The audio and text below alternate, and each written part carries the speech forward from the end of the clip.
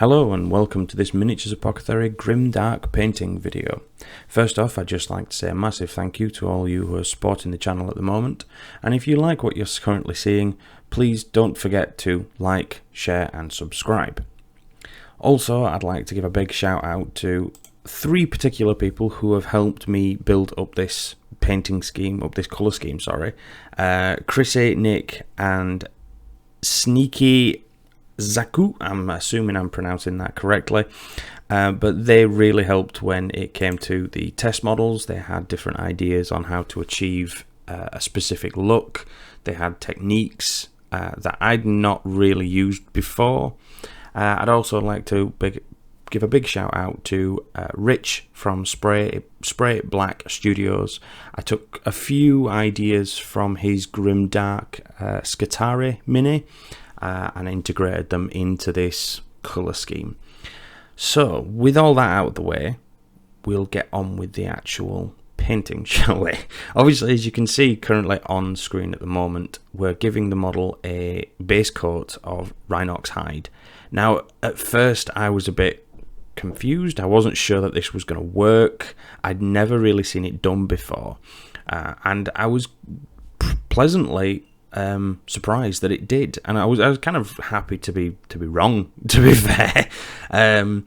It came out really quite a clean base for me to start adding onto, and yeah, as you'll see as the video goes along, it just worked so well. It's something that I'm definitely going to use a lot more in some of the Grimdark painting videos, possibly, as well as just like general projects to give off that grungy, grim vibe. It worked really well. So once the brown has dried, the next step that I used was a light dry brush of lead belcher. Now, you've got to make sure that you catch all the raised edges with this, as well as trying to get in between some of the raised panels. Specifically on the Gravis armor, I found that the raised thigh panel, where the cable goes into, you need to make sure that you try and get in between all of that section. This is obviously to help once you add a wash to give it a aged sort of battle damage look. So it's getting the mix between older damage and new, as well as catching those areas that will wear away more wear and tear. Generally, you're walking around, you'll find that armor sections will be worn in specific areas over others, whereas obviously battle damage will manage to get its way into every part of the armor, not just those that are obvious. I found that doing this dry brushing effect is quite calming. It's really nice and it's really enjoyable. So to paint a colour scheme that's predominantly like sponges or dry brushing was really cool. The next stage after the dry brushing is a very healthy wash of Drakenhof Nightshade. Now, when I first had this suggested to me, putting a blue wash over a dark brown, I was like, nah, that's not going to work. That's just going to look blue, or it's going to look brown. I did not expect, and I'm quoting here, for it to knock out all the warmth from the brown and dull it right down. I did not expect it at all. It looks, once it's dried, it looks absolutely fantastic, and it's sort of a borderline between very, very dark brown and black, especially in the recesses. It's obviously, it shades it pretty much for you, and yeah, it worked really well. The sort of the dark blue wash on dark brown paint base coat worked really well. I was quite impressed with it, and this is another technique that I will be using again, specifically for an upcoming project, but there's other models I have planned for the future, and this is definitely something that I'm going to use more often. So once the Drakenhof Nightshade wash has dried, we move on to something I picked up from Rich from Sprayblack Studios. This was a really fun technique to play around with, and I had a lot of fun. This is also welcome to the review part of the video. As you can see now, the miniature is now sat on one of the Grimmgripps. This was sent to me by Drew from Inchcraft Customs. The link will be in the description below for his Instagram. So this technique was essentially watered down Typhus Corrosion and applying it to the recesses of the lower half of the body, mainly around like the legs, waist, underneath of the arms. I added it in a couple of other places, parts of the backpack, for example, and it just helps to further shade the recess areas, as well as or start building up that sort of grimy effect, like dirt and mud has got into those areas. I found at first it didn't look like it had changed the shade, it hadn't darkened anything, but as it started to dry, you noticed a real change in the colours. So again, this is another technique. It's very simple, it's very basic, and just for like shading purposes it works, but also for that Grimdark style it works really well. So it's at this point, while you're watching the second pass of watered down Typhus Corrosion go onto the model, just because I missed a few on the first pass, I want to talk about the Grimmgripp itself. Now, as mentioned, I got sent this by Drew, and he did an absolutely amazing job with it. The colour on it is brilliant. The actual feel of it, holding onto it, is really comfortable. And I'm using it to combat tremors. Now, while I was painting the miniature, I had one of my PTSD triggers were, well, triggered, and this prompted my tremors. Now, normally to combat this, I hold my left arm close into my body. It doesn't stop them, but it makes them less noticeable on camera and stops a mass amount of shaking from going on.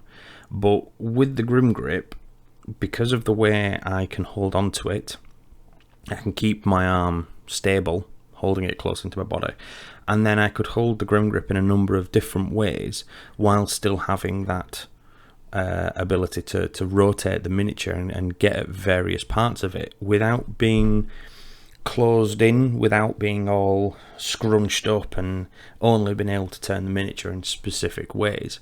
So it's really helpful. It's so comfortable. Out of every painting handle I've used, I would say that this is quite possibly the most comfortable painting handle I've ever used, and I definitely intend to use it more. Later on in the video you'll notice that my left hand actually moves like away further into the camera's view. This is my arm moving away from my body because the tremors have lessened, and even though the tremors had lessened, I carried on painting with the Grimmgrip for a number of hours, and I found it comfortable no matter how I held it. And as previously mentioned, with this rotation of the magnets and the ball on the top, it was just brilliant. I could get at parts of the model that I'd really struggled to get to, just holding it in my hand. So yeah, absolutely brilliant. If you find yourself in need of a really comfortable painting handle, I would suggest hitting up Drew and looking into one of these Grimmgripps because they're brilliant. They really are. So, moving on from my version of a review, apologies if it's not brilliant, but it's what I've got right now. We move on to possibly my favourite part of the Grimdark theme painting, or painting theme should I say, which is the sponge work. I really enjoy this, and I didn't know about it as a technique really until a friend of mine told me, and since then I've just been obsessed with using it. I use it for all the paint chipping and battle damage, but it also helps if you use it and build it up with various colours. So we started off with, I believe it was Ironbreaker, and basically just sponged this onto the model in various places, focusing more on the bottom half of the model, picking out sort of sharp raised edges, but also getting in amongst all the nooks and crannies where, you know, you'll find like shrapnel may have bounced, or while he's not holding the gun across his chest, there's a weapon of some sort has hit the armor. Now it looks really, really bright at first, but don't worry, it will get dulled down as time goes on. And this is why I say not to worry about the glare coming off of that Ironbreaker, because the next stage in this model's paint scheme was sponging on Typhus Corrosion. Now this adds the depth that you'll see on the model for the paint chipping. Now again, you're sort of focusing on very specific areas. You don't want too much on the brush. On the sponge, but you definitely want a lot of the particles that you find in the Typhus Corrosion pot to transfer on, because it gives the model that texture of it being clumped up with mud and dust and various other, you know, bits and bats from the battlefield. Again, it's just about having fun. It's finding that certain level of grime that you want on your model. Obviously, if you're painting a brighter coloured model, then you may want more, you may want less. It all depends on your preference. But I would suggest that you start off with like small areas. Practice a few times, maybe on a practice mini before you actually do your finished piece. I found when I first started doing this that I went a bit overboard initially, and I basically just splodged on this great big blob of Typhus Corrosion, and it was like, well, that doesn't look like a paint chip, that just looks like someone threw a mud ball at him. So once the Typhus Corrosion has dried, we moved on to Stormhorse Silver. Now, I'm already aware that there's a few people out there that aren't particularly fond of this colour, but me personally, I really like it. It's nice and it's bright, but once it dries, especially once it's gone over a layer of sponged on Typhus Corrosion and a layer of sponged on Ironbreaker, it really helps to give the paint chipping some depth, as well as highlighting some areas. Now you'll notice from the video that there's parts of the model that are now solid Ironbreaker, like the bolt gun and the Volkite charger on his backpack. They were painted just with Ironbreaker, and later on we'll add some washers and stuff to it, just to give it that sort of used metal feel. Unfortunately, I don't have any more footage of this paint scheme. For some reason there was an issue with the recorded files. So at the end of this there is a bit of a montage with some music and some still shots of how the model turned out. I'm really pleased with it, I'm really happy with it. I'm trying to sort of refine the citadel only Grimdark style, because I know there's a lot of people out there that are uncomfortable using enamels and oils and stuff. What I will say is, those enamels, those oils and washers and things, they're really, really simple to use. I would suggest giving them a try, but if you want to stick to citadels, then some of these techniques that you've seen in the video may help you. I hope they do help someone.